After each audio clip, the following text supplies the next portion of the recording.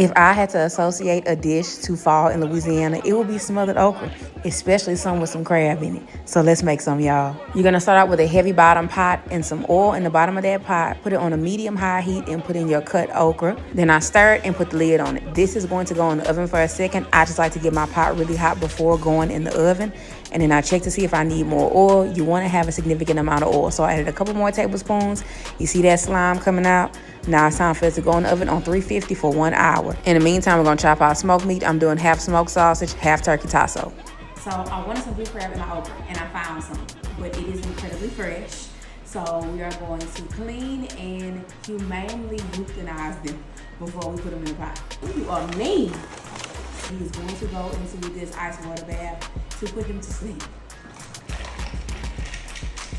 So we'll let them chill out for about 10 minutes.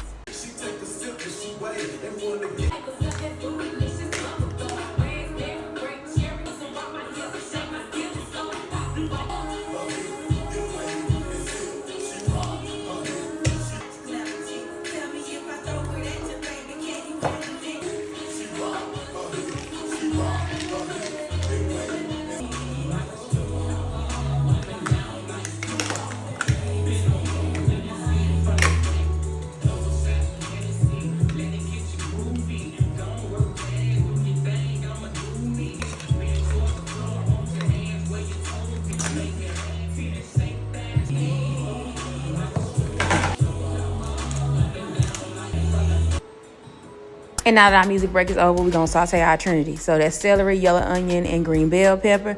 So you're gonna saute until it starts to soften. Then you're gonna add in your garlic. Cook it only till it's fragrant, and then you're gonna add that into your okra. After that first hour, your okra should look like this. I'm adding just a little bit more oil, and then after that, I'm going to go in with my trinity. Stir it really well, put the lid back on my Magnalite, and put it back in the oven for like another 30 minutes. In the meantime, you're gonna saute your smoked meat, and then you're gonna add it into the pot. Your okra should look like this. Once you are adding in your sauteed smoked meat, I'm adding 1 packet of Pop's Golden Gems dehydrated shrimp. Not necessary, but it's so good, y'all. After I stir that really well, the lid is going back on it again. It's going back in the oven for another 30 minutes. After that 30 minutes, you should see that it looks like this.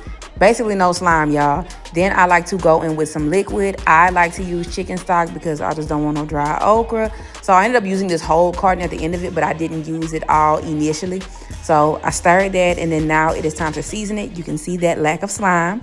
And then going with your seasoning of choice. I am using Cajun or Creole seasoning, a little bit of black pepper, and I like smoked paprika in my okra because I feel like it complements the seafood. At this point, I just let it simmer on the stove for about 15 minutes, y'all. I didn't put it back in the oven. And then after it simmered, I was ready to add in my seafood.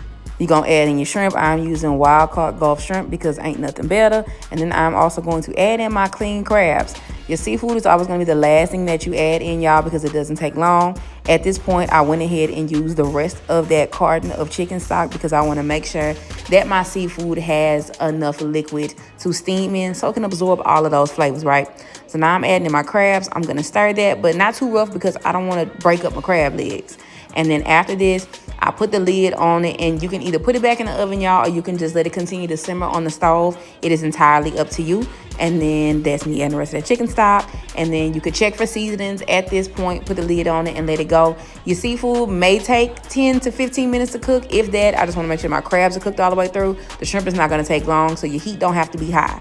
And when it's all said and done, y'all, this is what it's going to look like. Of course, we had to have it over some rice, and I also made some potato salad to go along with it. And y'all, this was too good. And I just have to say thank you to our ancestors who brought okra to the United States during the transatlantic slave trade. They had no idea where they were going or the things that lied ahead of them.